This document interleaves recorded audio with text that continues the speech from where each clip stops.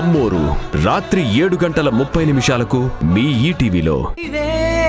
ఇవే జీవన తరంగాలు, ఇవే జీవన తరంగాలు, జీవన తరంగాలు. అసలు అనాల్సింది వీణ్ణి కాదే, వీడి అమ్మా నాన్నల్ని అనాలి. వీణ్ణి అడ్డగాడిదలా పెంచినందుకు బజార్లో నిలబెట్టి నలుగురితో ఉమ్మేయించాలి.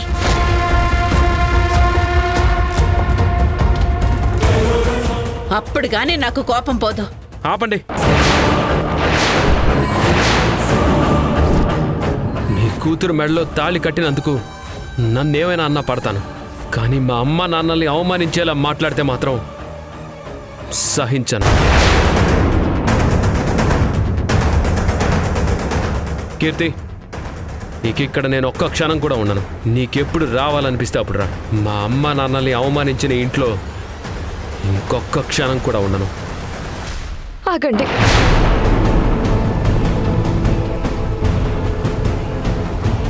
మీరెక్కడుంటే నేను అక్కడే ఉంటాను. మీకు మీ కుటుంబానికి అవమానం జరిగితే నాకు కూడా అవమానం జరిగినట్టే.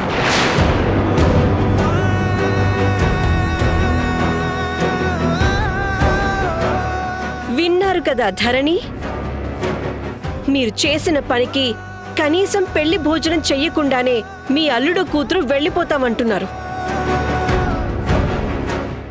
ఇప్పటికైనా అక్షింతలు వేసి ఆశీర్వదించు. అదే మహాభాగ్యం అనుకొని నీ కూతురు సంతోషిస్తుంది.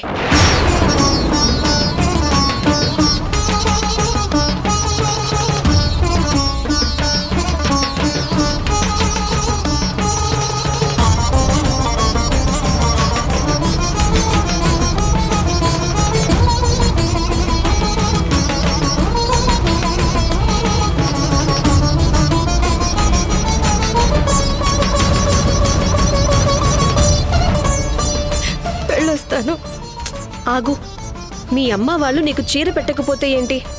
ముత్తైదువుల్ని పిలుచుకొచ్చి నేనే నీకు పసుపు కుంకుమ పెట్టి ఆశీర్వదించి పంపుతాను. కొంచెం వెయిట్ చేయండి.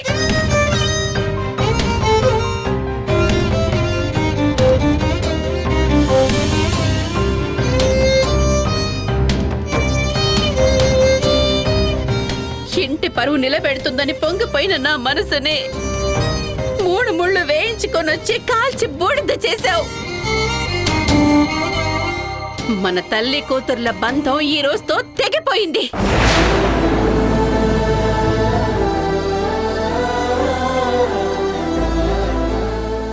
ధరణి, దాని రాతలో వాడితో పెళ్లి జరగాలని రాసున్నప్పుడు ఎవరు మాత్రం ఏం చేస్తారు చెప్పు?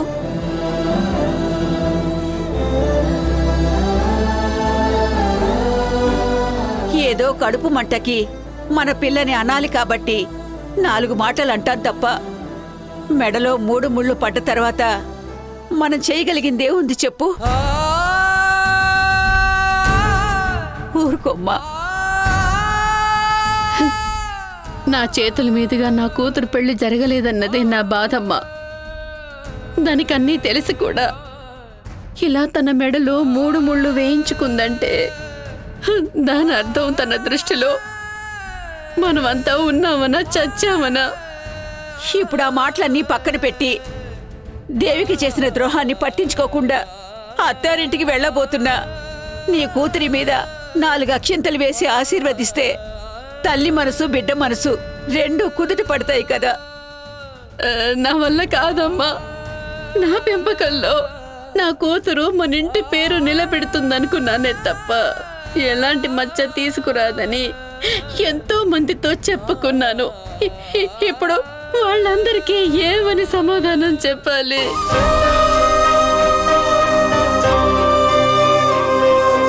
కీర్తి ఏదో తప్పు చేసింది కాబట్టి గుట్ట చప్పుడు కాకుండా పెళ్లి చేశారు అని నలుగురు నానా రకాలుగా అనుకుంటారు. ఈ ఇంటి పరువు నేను బ్రతికుండగానే పోతుంది. ఇక ఏ మొహం పెట్టుకుని చుట్టుపక్కల వాళ్ళకి కనిపించమంటావు? చెప్పమ్మా, చెప్పు.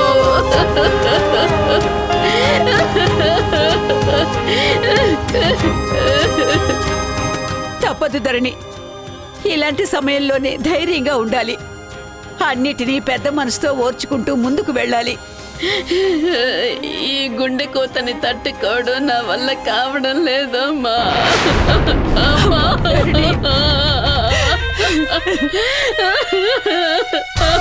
అమ్మా.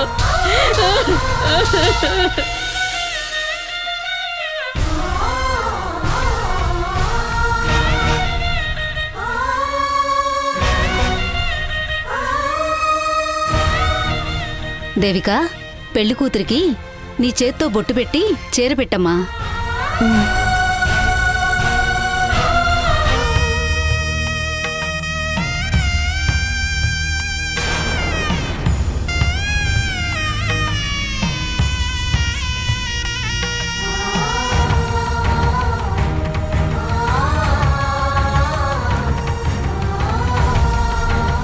అక్క, నన్ను క్షమించు. నీ చేతులతో జరగాల్సిన కార్యక్రమాన్ని నేను చేస్తున్నాను. కీర్తి మీద నీ ప్రేమాభిమానాలు, ఆశీర్వాదాలు ఎప్పటికీ ఉంటాయని, ఉండాలని ఆ దేవుణ్ణి వేడుకుంటున్నాను.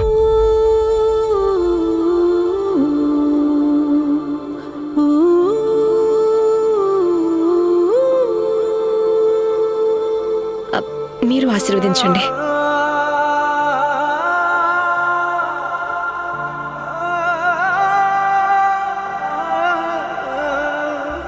ఇంతేనేమో ఇంతేనేమో ఇంతవరకేనేమో ఇంట్లో నా కథ. అంతేనేమో అంతేనేమో అంతులేని అమ్మా, ఇంక మేము వెళ్ళొస్తాం. వేదనేమో ఆడపిల్లను కదా. మళ్ళీ తిరిగి అడుగేసేది అమ్మ ఆశీర్వాదం కూడా తీసుకుని వస్తాను.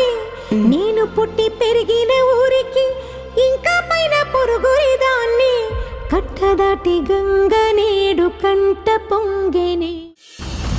ఎంత ఎంత యాతనో ఎంత గుండె కోతనో దూలమిరిగి భుజముపై పడిన పిడుగు పాటిది. ఇంత కన్న నరకమే లేదు. అమ్మా, నన్ను ఆశీర్వదించండి. ఇంతేనేమో ఇంతేనేమో ఇంతవరకేనేమో ఇంట్లో నా కథ. ఈ ఇంట్లోని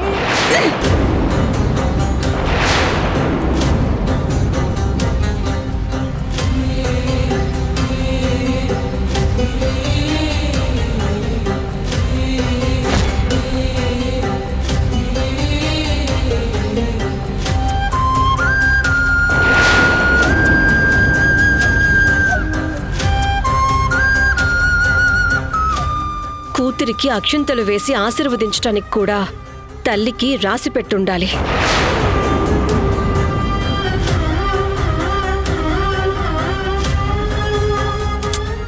బాధపడ కీర్తి. మొదటిసారి అత్తారింటికెళ్తున్నావు, సంతోషంగా వెళ్ళాలి. ఆదర్శ్ ఎదురు చూస్తూ ఉన్నాడు. లేట్ అయితే రాహుకాలం వస్తుందని పిన్నిగారు చెప్పారు. పద.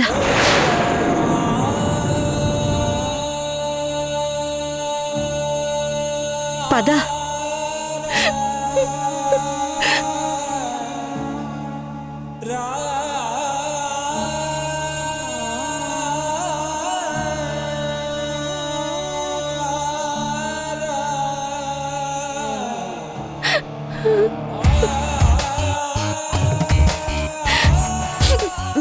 మీరు దీవించండి.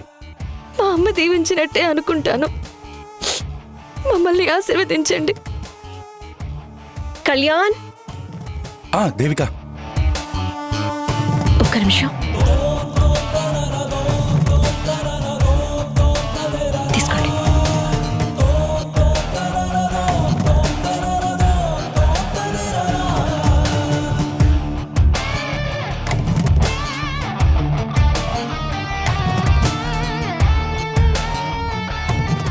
అమ్మ జాగ్రత్త. అమ్మ వాళ్ళ గురించి దిగులు పెట్టుకోద్దు.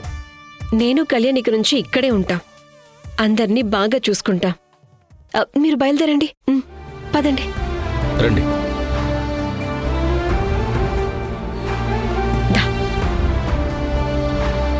అరచేతినే ఎరుపుగా మార్చిన గోరింట కొమ్మ నిన్నలా ఊగక రాల్చెను చెమ్మ.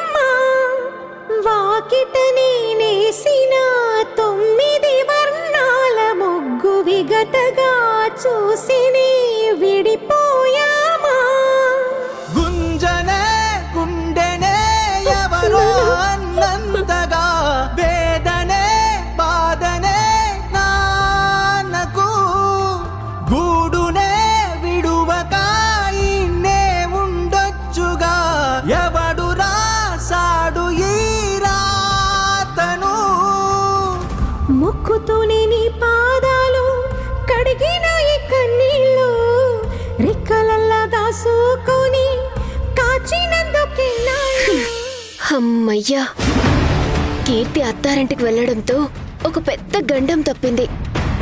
తనిక్కడున్నంతసేపు ఎక్కడ నేను తీసుకున్న మాట గురించి అందరి ముందు చెప్పేస్తుందేమోనని తెగ టెన్షన్ పడిపోయాను. హ, పాపం అంత టెన్షన్కి కడుపులో బిడ్డ ఎంత భయపడిపోయాడో ఏంటో. ఈ నిజం ఎప్పటికైనా మహేష్కి తెలిసే ఛాన్స్ ఉంది. తెలిస్తే మహేష్ని నేను మోసం చేశానని నన్ను దూరం పెడితే నా పరిస్థితి ఏంటి? అంతేకాకుండా ఆదర్శ్ మీదకి గొడవకు వెళ్తాడు. అప్పుడైనా మహేష్కి ప్రమాదమే వస్తుంది. అలా అని మహేష్కి నిజం చెప్పకుండా ఉండడం కరెక్ట్ కాదు కదా. ఇప్పుడు నేనేం చేయాలి? పరువు కాపాడుతుందనుకున్న చెల్లెలే సర్వనాశనం చేసింది. అప్పు కోసం ఇంటికి తిరిగిన వాడే ఇప్పుడు దర్జాగా అల్లుడుగా వచ్చి ఇంట్లో కాలు మీద కాలేసుకొని మర్యాదలు చేయించుకుంటున్నాడు. కొన్ని రోజులకి ఇంటికి ఓనర్ అయిపోయి మనందరినీ తరిమేస్తాడు. అది తలుచుకుంటుంటేనే. ఆవేశపడకు మహేష్, కూల్గా ఉండు. నా కింద మంట పెట్టిపోయింది నీ ఆడపడుచు, ఎలా కూల్గా ఉండమంటావు? మా అమ్మ కూతుర్ని గుడ్డిగా నమ్మినందుకు తగిన శాస్త్రి చేసిపోయింది. ముందు అనాల్సింది దాన్ని కాదు, దాన్ని పెళ్లి కొప్పించిన వాళ్ళని అనాలి. అసలు వాళ్ళని. ప్లీజ్ ఎలాంటి శాపనార్థాలు పెట్టకు మహేష్, అవి నాకే తగులుతాయి. నీకెందుకు తగులుతాయి? ఎందుకు నువ్వు భయపడుతున్నావు? కీర్తితో ఆదర్శ్ గాడి పెళ్లి జరగడానికి కారణం దేవిక గారు కాదు, మరి నేనే.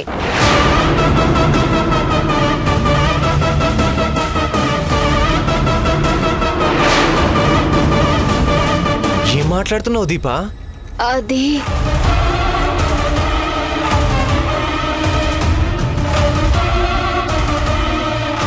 ఆదర్శ్ నుంచి మీ అన్నయ్యకి ఎలాంటి ఆపద రాకూడదు అంటే, నా 5వ తనం 100 ఏళ్లు పచ్చగా ఉండాలి అంటే నువ్వు ఆదర్శని పెళ్లి చేసుకో కీర్తి. నా బిడ్డ మీద ప్రమాణం చేసి నేను అడిగింది చేస్తానని మాట ఇచ్చావు. మాట తప్పితే నేను నా బిడ్డ చచ్చినట్టే లెక్క కీర్తి.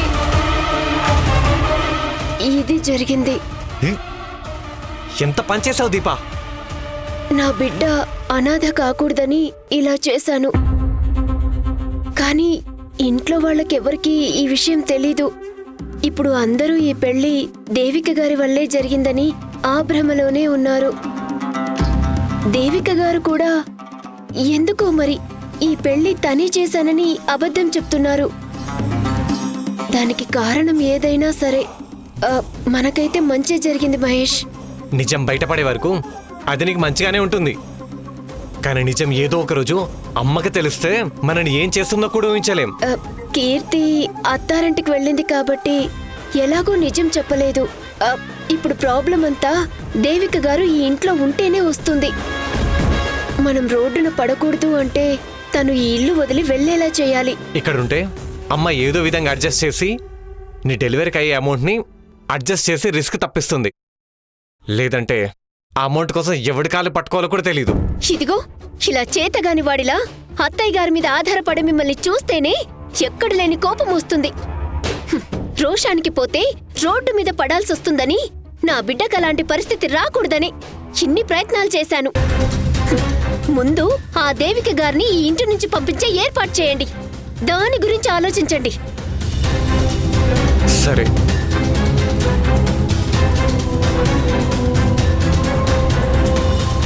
కీర్తి వల్ల నా చేతికి మట్టి అంటకుండా ఆదర్శ్ గాడు సైడ్ అయిపోయాడు. ఇక బ్యాలెన్స్ దేవిక గారే. తనని కూడా పంపించేస్తే నాకు ఎటువంటి రిస్క్ లేకుండా చేసుకోవాలి.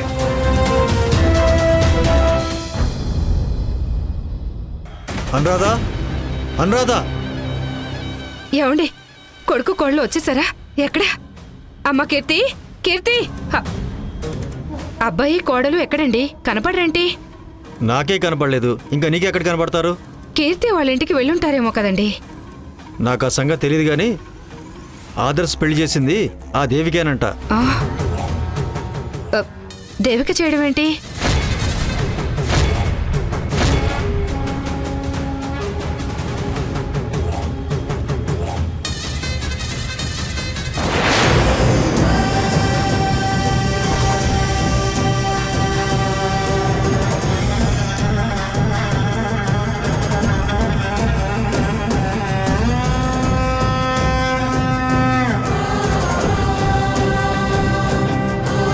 కీర్తి, ఇదే మీ అత్తగారిల్లు. ఇక నుంచి ఇంటికి మహారాణివి నువ్వే. ఇకపై ఇంట్లో వాళ్ళు ఎవరు ఏం చెయ్యాలన్నా చిత్తం మహారాణి అంటూ నీ పర్మిషన్ తీసుకునే చెయ్యాలి. ఏమంటావు ఆదర్శ్? నిజం చెప్పారు. కీర్తి నాకు మహారాణే. ఇక నుంచి నా లైఫ్ కీర్తి రాకముందు, కీర్తి వచ్చిన తర్వాత అన్నట్టు చేంజ్ అవబోతుంది కదా కీర్తి? పద లోపలికి వెళ్దాం.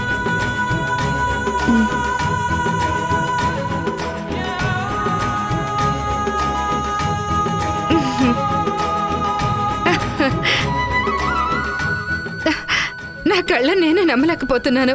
నీలాంటి అమ్మాయి కోడలుగా రావాలని ఎప్పటి నుంచో కలలుగంటున్నాను.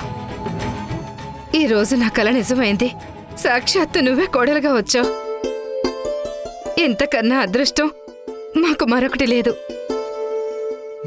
ఆదర్శ్, నా కల నిజం చేసినందుకు నాకు చాలా సంతోషంగా ఉందిరా. దీనంతటి కారణం నేను కాదమ్మా, దేవిక గారు. తన చొరవతోనే ఈ పెళ్లి సాధ్యపడింది. నా చేతుల్లో ఏముంది? మీరొక్కటవ్వాలని ఆ బ్రహ్మ రాతలోనే ఉంది. మీరు సంతోషంతో అన్యోన్యంగా ఉంటే అంతే చాలు. మా జంటని ఒక్కటి చేసిన మీకు మంచి పేరు తీసుకొస్తాం. పేరుతోనే సరిపెడతారా? గిఫ్ట్లే ఉండవా? గిఫ్ట్ కాదండి, వీళ్ళకి అమ్మాయి పుడితే మీ పేరే పెట్టుకుంటాం. అమ్మా పదండి. ఆ, ఒక్క నిమిషం ఆగరా, దిష్టి తీసుకొస్తాను.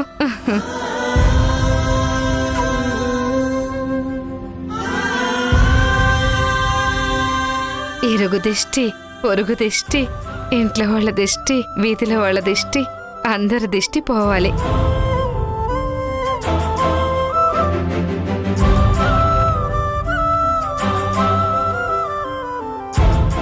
కుడికాలు ముందు పెట్టి లోపలికి వెళ్ళండి.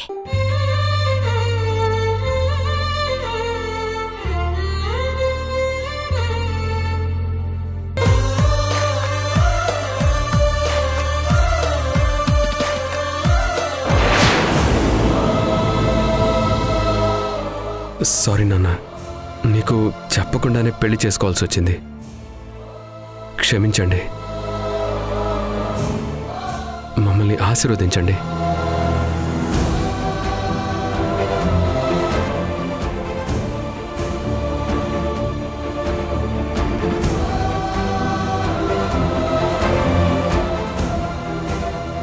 ఏంటండి అలా ఉండిపోయారు? అక్షంతలు తీసుకుని ఆశీర్వదించండి. తీసుకోండి, ఆశీర్వదించండి. ఈ పెళ్లితో నీలకంఠానికి శత్రువయ్యాను. ఎప్పుడు ఏ ఆపద తలపెడతారన్న టెన్షన్లో ఏమని ఆశీర్వదించాలి? మీ అబ్బాయి సారీ చెప్పాడు కదా రఘురాం గారు. పెద్ద మనసు చేసుకుని ఆశీర్వదించండి. వెయ్యండి, అక్షంతలు వేయండి.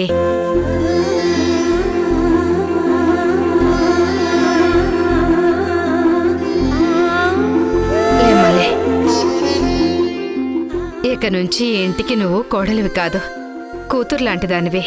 నీ రాకతో మా ఇంటికి లక్ష్మి కళొచ్చింది. మీరింత బాగా రిసీవ్ చేసుకుంటారని అస్సలు ఎక్స్పెక్ట్ చేయలేదు. మీలాంటి అత్తమామలు దొరికినందుకు మా కీర్తి చాలా లక్కీ. కానీ మాకు మాత్రం చాలా నిరాశగా ఉంది. ఒక్కగానొక్క కొడుకు పెళ్లి అంగరంగ వైభవంగా చేద్దామనుకున్నాను. కానీ మీరే దగ్గరుండి వీళ్ళ పెళ్లి చేసి మా కోరిక తీరకుండా చేశారు. మాకు కూడా చెప్పకుండా పెళ్లి చేయాల్సిన అవసరం మీకేమొచ్చింది? మా కొడుకు పెళ్లి మేము కళ్ళారా చూసుకునే అవకాశం లేకుండా చేశారు. మీ అబ్బాయికి పెళ్లి జరగటం ఇంపాసిబుల్ అని మీరే అనుకున్నారు. అలాంటి మీ అబ్బాయికి పెళ్లి జరిపించాను. చేసిన దానికి సంతోషించాల్సింది పోయి ఇలా నన్ను నిందించడం ఏంటండి? అందరికీ తెలిసేలా జరిగే పెళ్లి కాదు కాబట్టి ఇలా చేయాల్సొచ్చింది. కీర్తి వెనుక నేనొక్కదాన్ని వచ్చానంటేనే మీరు అర్థం చేసుకోవచ్చు ఈ పెళ్లి మా వాళ్ళకిష్టం లేదు అని. ఏమండి, శుభమో అంటూ కోడలు ఇంటికొస్తే సంతోషంగా ఉండాలి కానీ ఇలా కంప్లైంట్లు చేస్తే ఎలా? జరిగిందేదో జరిగిపోయింది, వదిలేయండి. ఆదర్శ్, అమ్మాయికి గది చూపించు, రెస్ట్ తీసుకుంటుంది. వెళ్ళమ్మా.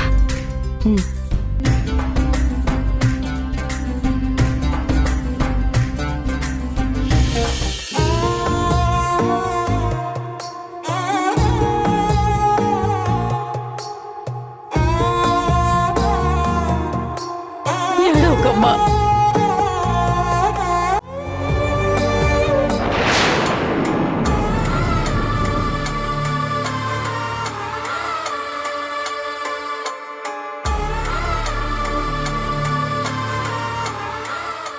వదిన గారి ఏడుపులు ఇలాగే పచ్చగా ఉండాలి అంటే దేవికని ఇక్కడే ఉండనివ్వాలి. అప్పుడే నిప్పు రాజుకుని కార్చి చవుతుంది. ఆ మంటల సెగతో నేను చలి కాచుకుంటే చాలు. ఎలాగో దేవిక కొద్ది రోజుల్లో పిచ్చిదైపోతుంది. తర్వాత నా ఫ్యూచర్ ప్లాన్ గురించి ఆలోచిస్తాను. వదిన గారు, వదిన గారు, ఏడవకమ్మా. వదిన గారు, మీ మనసుకైన గాయం బాధేంటో మీ కన్నీళ్ల ద్వారా నాకు అర్థమవుతుంది. దీనంతటికీ కారణం దేవిక.